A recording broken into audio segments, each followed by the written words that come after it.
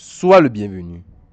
Cette vidéo est notre première qui parle d'invariance d'une transformation physique ou bien d'une loi physique. Quel est ce dont il s'agit précisément? Prenons par exemple le théorème de l'énergie cinétique que vous connaissez tous. Voilà. La variation de l'énergie cinétique est égale à la somme des travaux des forces extérieures, blablabla, bla, bla, sous certaines conditions, bien évidemment. Quand on prend ce théorème, le théorème de l'énergie cinétique, ce théorème est vrai pour une personne qui est dans un avion. Ce théorème est vrai pour une personne qui est, c'est pas trop, qui est dans une voiture. Ce théorème est vrai pour vous, là où vous êtes actuellement. Ce théorème est vrai partout. Dans ce cas, on dira que ce théorème est invariant. Il est invariant. Est-ce que vous comprenez cela? C'est juste ça l'idée, en fait. Dire que une transformation physique laisse invariant un théorème veut dire que ce théorème garde la même forme dans tout référentiel. Voilà. Dans tout référentiel lié à cette transformation. C'est à peu près ça l'idée. Donc, dans cet exercice, qu'est-ce que nous voulons faire?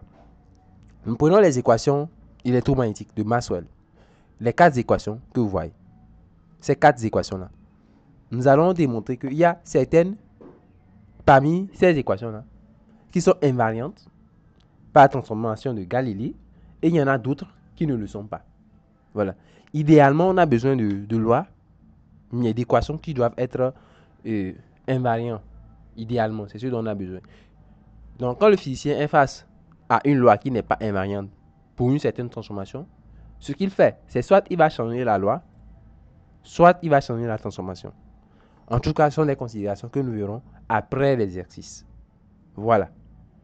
Donc, observez bien les équations de Maxwell. Observez-les bien. Parce que nous allons les utiliser beaucoup dans cet exercice. Donc, en quoi cela consiste? Tout d'abord, il y a les relations que l'on s'est données entre les champs magnétiques B, B' et ceci. Ce sont des relations que je vais essayer d'établir. L'énoncé les a données, mais moi je vais vous montrer ce que ça signifie ces relations. Donc nous sommes toujours dans ce cadre-là où il y a un référentiel R, un autre référentiel R'. R' qui est un mouvement de translation rectiligne uniforme par rapport à R. Voilà, nous supposons que au point M, il y a un champ magnétique.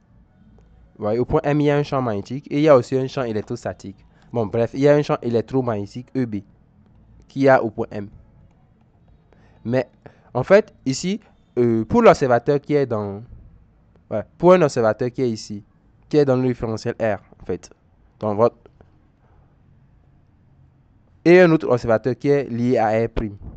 Est-ce que c'est les mêmes champs qu'il observe? Est-ce que ce sont les mêmes champs qu'il observe? C'est ça la question que l'on se pose. Il se pourrait que le champ que mesure cet observateur soit différent du champ que mesure l'autre observateur, même si c'est au même point. C'est pour cela qu'on note différemment.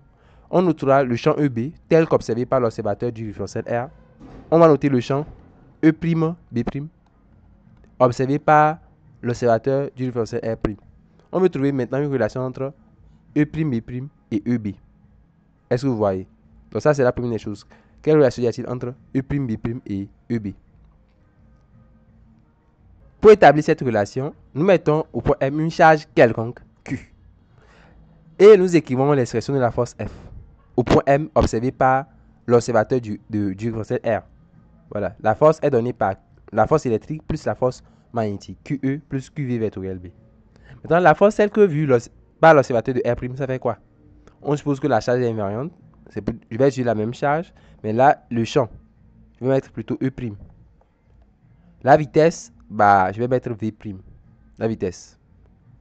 V', vectoriel, le champ. Le champ quoi? Le champ B'. Vous voyez?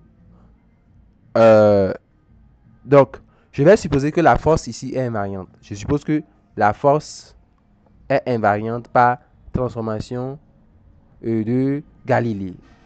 Qu'est-ce que j'entends par là? C'est pour dire que les deux forces sont les mêmes. Je vais vous dire que la force F, vue dans M par rapport à R, la force exercée sur M par rapport à R, c'est la force exercée sur M par rapport à R'. De ce fait, je vais égaliser donc les valeurs. Voilà. Je vais égaliser ces valeurs-là. Je vais égaliser QE plus V vectoriel B et QE' plus V vectoriel B'. Donc, quand vous simplifiez les E, vous allez obtenir donc cette égalité. Et donc, vous faites une